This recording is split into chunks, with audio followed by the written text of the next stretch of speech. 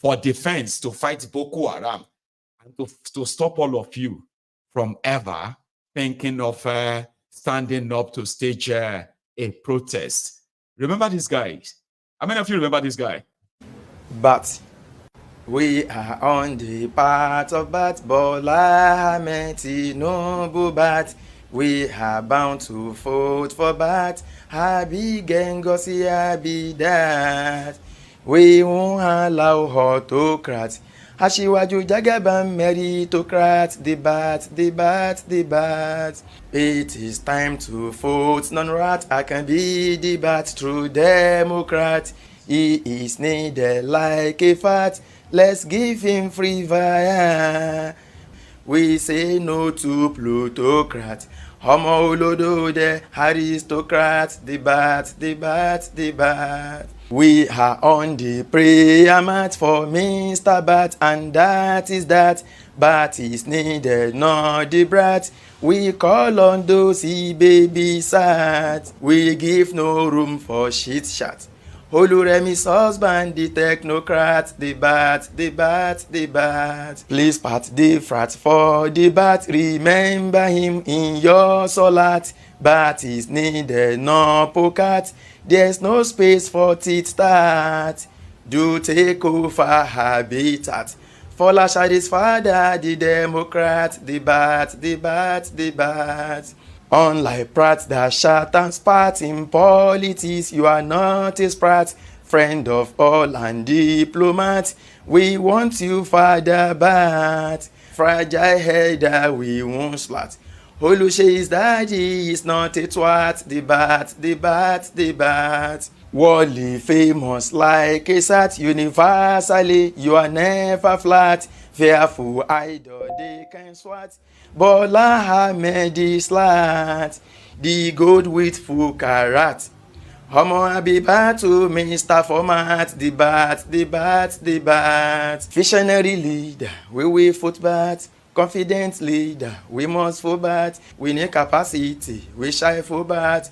Master strategist, how we foot bat. Political oracle, how we foot bat. Administrative guru, how we foot bat. Straight to Aso Rock.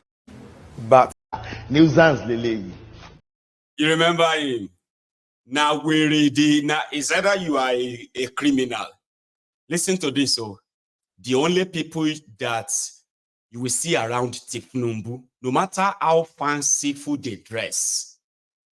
Do you get that now? They are the following people: career criminals or intending criminals, okay? Drug dealers, money launderers, human traffickers, treasury looters. Do you understand?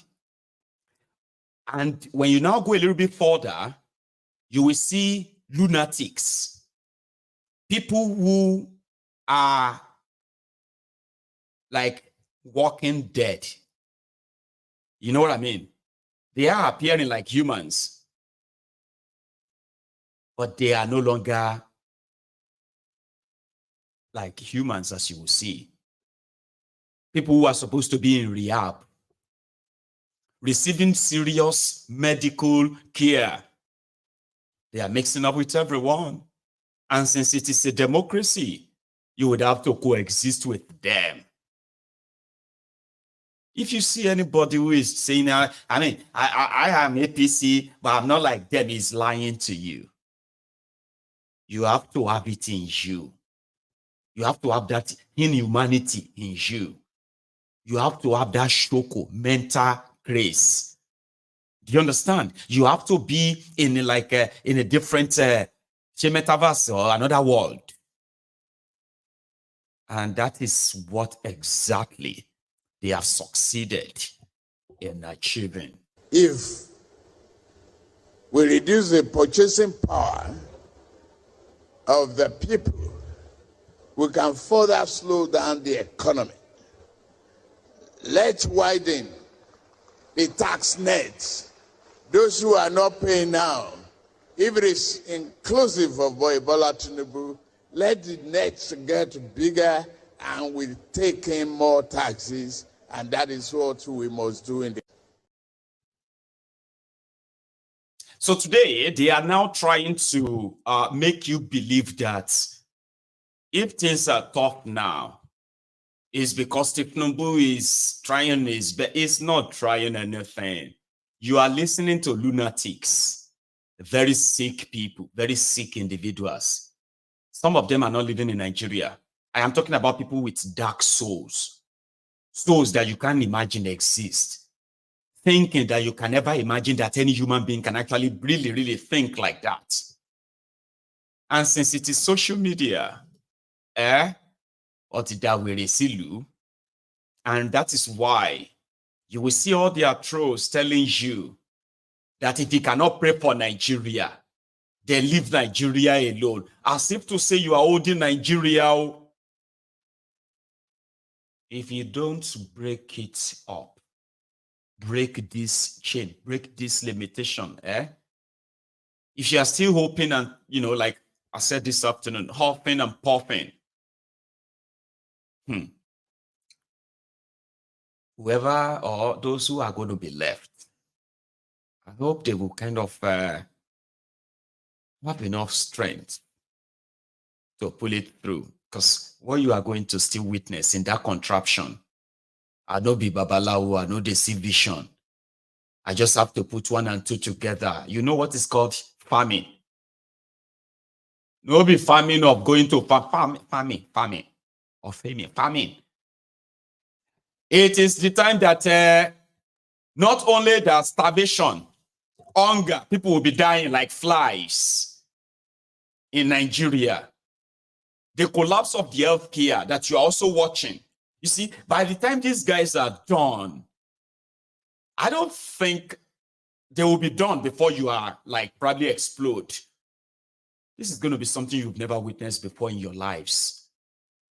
Because right now, you see all these taxes you are hearing. Now I'll tell you what will happen. Okay?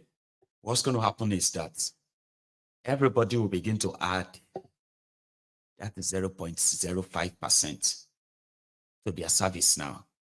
If the bank is going to take the money from them, why not Kuku take it from your customers? And you know Nigeria, okay, Abi?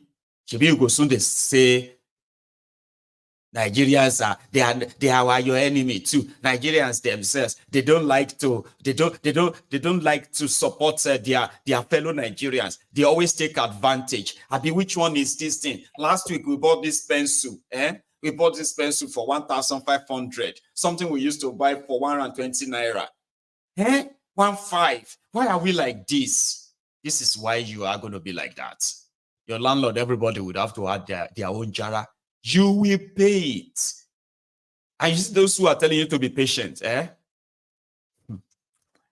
remember I shared this joke, which is pretty much like a real life thing, right?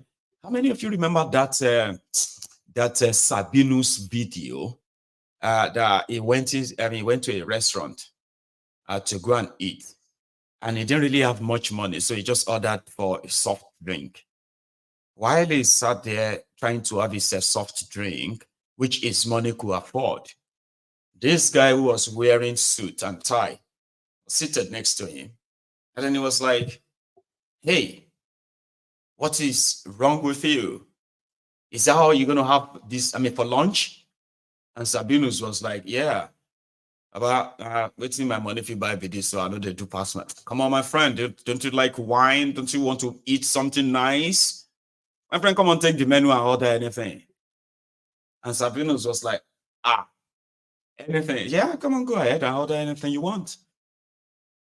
So from somebody who had just maybe 1,000 naira for soft drink, he ended up ordering some delicious, sumptuous meal, including some exotic drinks. And the guy sat there, was like, "Is that enough? Don't you want something more to wash it down, like, red wine and all that?" I was like, "Oh, God will bless you. Hey, thank you so much." Oh. So he ordered, and they came back and they said, the waiter came with the bill.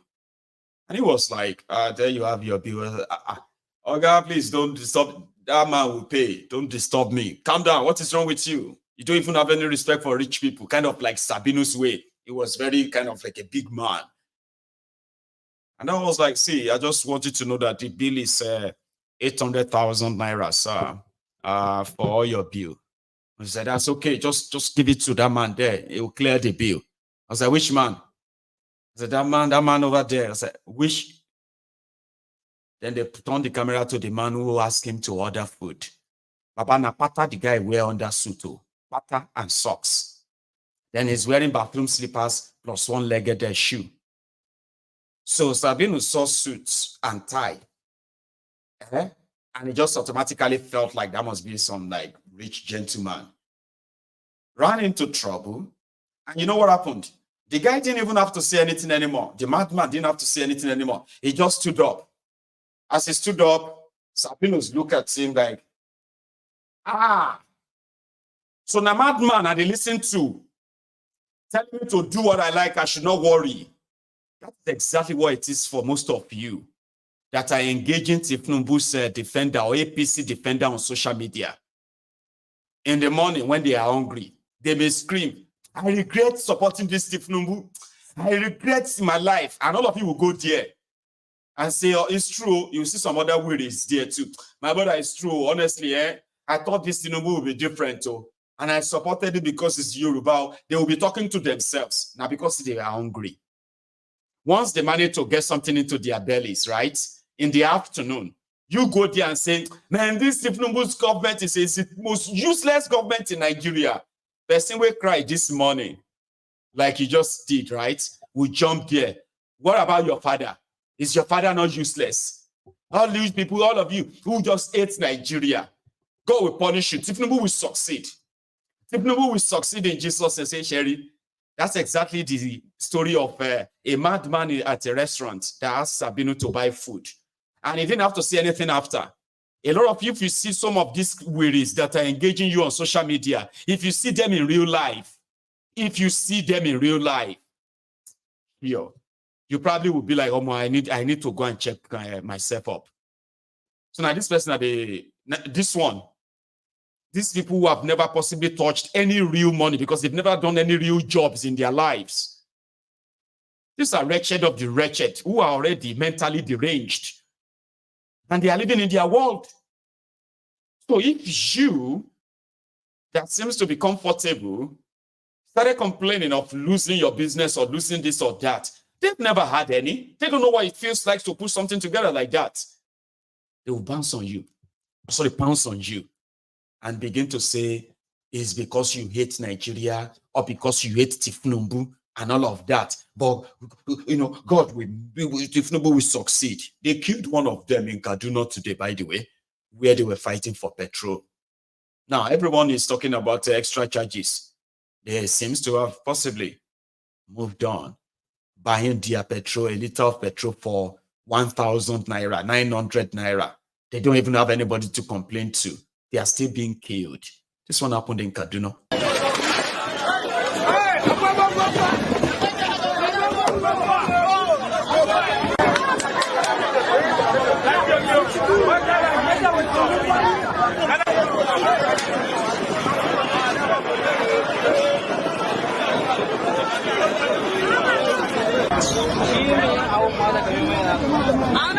They care our children.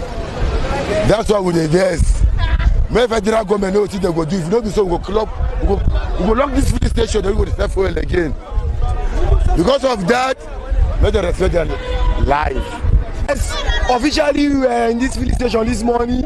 The policeman took his rifle and cocked the gun, and he officially did not remove it from safety, and he fired, and 2 children went down. And recently, it happened with my senior brother. He was passing, same policeman shoot him at this same filling station at this spot. He's dead now, and the filling station did not do anything. And we now, the youth of this community, we are out now because we are not going to agree. We are telling the government to help us to fight for our rights, because this is injustice. The first time when it happened, we wanted taking the police to the court, and the government refused to even agree with us. So now we want the government to help us and fight for our rights, because this is injustice. I was called by DSS now that what is happening in my community, and rushing down to see what happened, I found all these people shouting and yelling that 2 of them has been shot. I have actually checked into the issue. I found out that it's a little mistake, but mistake should not keep occurring. If it occurs, always is no longer a mistake. I think not up to 2 months now, one of my boy here has been shot dead and confirmed dead and buried. So I want to state that this should not continue. If the police cannot be taking responsibility of their job, we know what arms handling is all about. You take caution in handling arms. But if you cannot do it, it means you have lost it. So for this to keep on happening, I think I want to call on the removal of police from this place. If need be, the community people that are able to do the security job here should be given the power to do that. Not police that will come and be taking their life out of them. What really happened? Those children are not. They did not steal. Those police.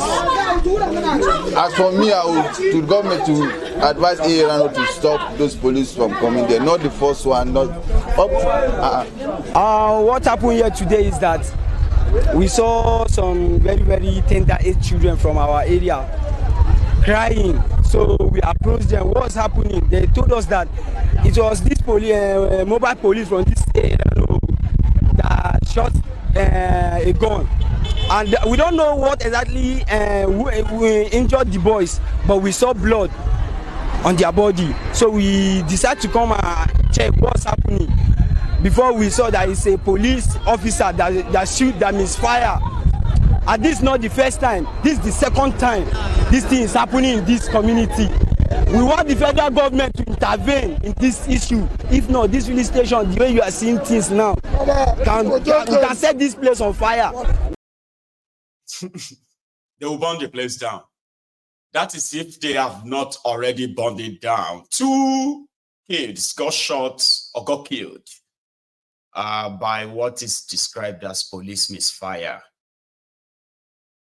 So the true story there was that they said the policemen, they were trying to scare the crowd away. You know, why they are trying to chance their way in themselves. And in the process, he did not put the safety of his gun on while he was trying to say, hey, move. A police officer using gun to do that to a civilian. And then, bah! Everybody ran. By the time they came back, 2 kids were already gone. Not kids, And that is Nigeria police. There has been a serious clampdown on journalists in Nigeria. This young man is a journalist with a Foundation for Investigative Journalism, FIJ, Daniel Ojukwu. And he was kidnapped by the Nigerian police on the order of the police IG. Then he was taken to Abuja from Lagos. And they said it's simply because of their media reports on the activities of the criminals inside Tinubu's government. And this is considered as too much expose. Yes, we all kind of come here to bash the Nigerian media, you know that, or the Nigerian journalists that they are not reporting this, they are not talking about. A lot of them are doing the much they can under the circumstance that is so hostile. Tinubu's government is the return of Abacha. That's how it has been described.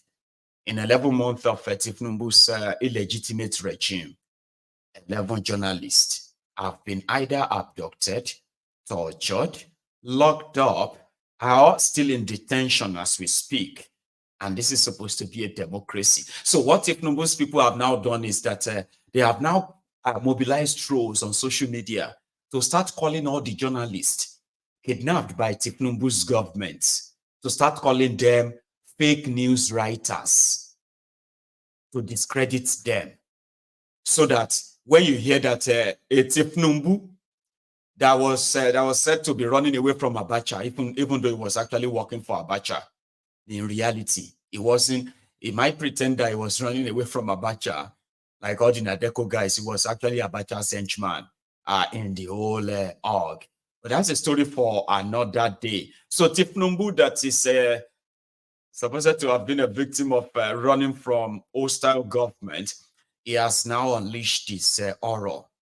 I mean, just in case if you don't know, some are already living in exile because Tinubu's people, they are looking at all of you are trying to wake the consciousness of the Nigerians. You are going to be called aggressors. And as they are propagandists, yeah, they are out to discredit anyone who dare expose them. But they just can't because it's too amateurish for them as well. Now watch this. Thank you. I'll start with press freedom. And I think, the World Freedom Day, I think I'll leave that.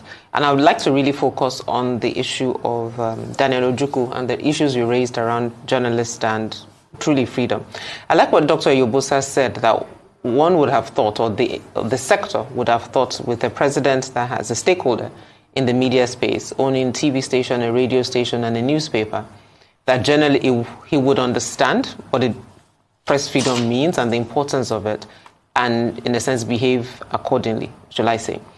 The minister on Saturday said that, and I'll quote this thing, that nobody has, he said on Friday rather, the press briefing to mark World Press Freedom Day, I have not seen somebody in the life of this administration, for example, who has put in jail or who has gone into exile as a result of press freedom. And I dare say that the minister either was uninformed or he was blatantly telling a lie. 11 people have been harassed, abducted, arrested under this administration. Daniel's May 1st abduction being the most recent. Segun Olatuju that you discussed happened in May. There was a Kasara Chianyogolu of the Whistle newspaper who was arrested and detained because she covered the story of EFCC going after Bureau d'Assurance operators. There's Ajadu Gabriel of Daybreak newspaper who was arrested in November.